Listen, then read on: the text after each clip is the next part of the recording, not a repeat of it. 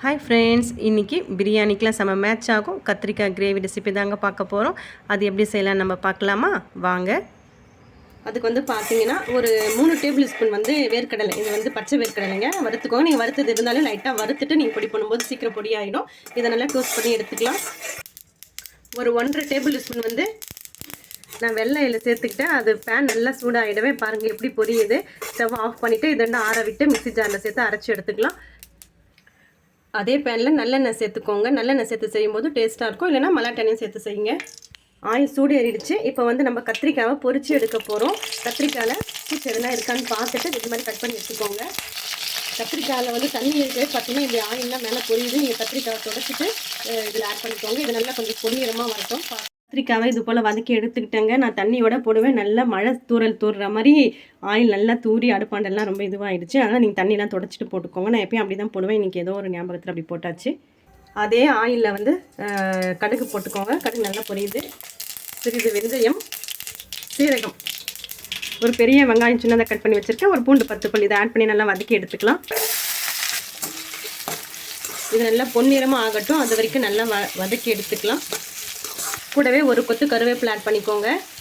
ஒரு பெரிய தக்காளி கட் பண்ணி வச்சுருக்கேன், அதுவுமே இது கூட ஆட் பண்ணிவிட்டு தக்காளி நல்லா தோல் பிரிஞ்சு வராலும் நல்லா வதக்கி எடுத்துக்கலாம். தக்காளி வதங்கிறதுக்காக சிறிது கல்லுப்பு நான் ஆட் பண்ணிக்கிறேன். சீக்கிரமாக வதங்கி வந்துடும். தக்காளி வதங்கிடுச்சு.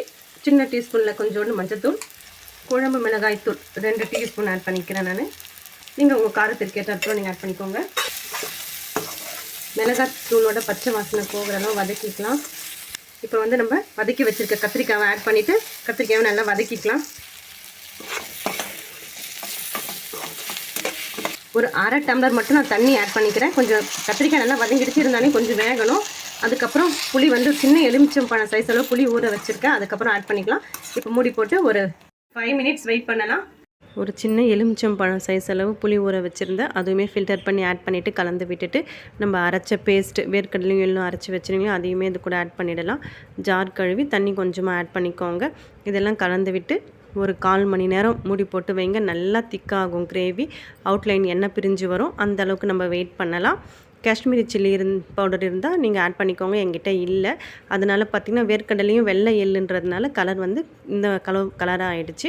பாருங்கள், கொஞ்சம் திக்காயின்னு வந்துச்சு. கொத்தமல்லி தூவிக்கலாம். இந்த அளவுக்கு திக்காக இருக்கும்போது நான் ஆஃப் பண்ணிடுறேன்.